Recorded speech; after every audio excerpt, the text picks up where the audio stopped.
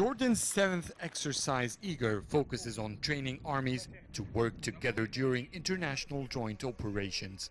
To Egypt, it's an important drill that could help in efforts to fight terrorism in the region. Every year, Egypt joins from 25 to 30 international military drill, and it's one of many ways it exposes its soldiers to newest combat tactics. There are mutual benefits to these trainings. For Egypt, it's an opportunity to display its soldiers' perseverance and the intelligence in resolving quick tactical problems during battles. For other nations, it's an opportunity to work in different environments like our desert geography. We benefit from the use of technology, and for Arab countries, we are always happy to transform our experience to them. After all, we are the strongest and the most experienced army among them. Since President el-Sisi came to office, his prime mission was to utilize his experience as defense minister in developing the Egyptian armed forces. He signed multi-billion-dollar arms deals, the biggest of which were with France and Russia. And that announced for the first time in 3 decades the end of Egypt's dependency on the US for arming its military. This diversity in weapons enriched the armed forces. It liberated us. There were times where the US forced us to take specific arms. This diversity, along with joint training programs, are what have developed our international ranking from 14 to the 12th top army in the world.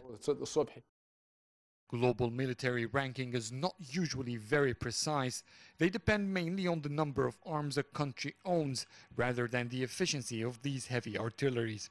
Egypt, however, has a long history of being among the world's strongest armies.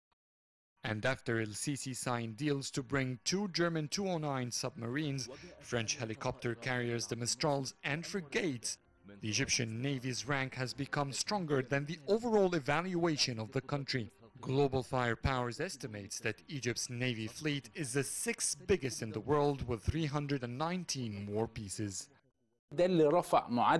These deals are what have made the Egyptian naval forces hold a strong grip for the 2nd year on the 6th position in the global ranking, which means it's mainly precedented by nuclear nations.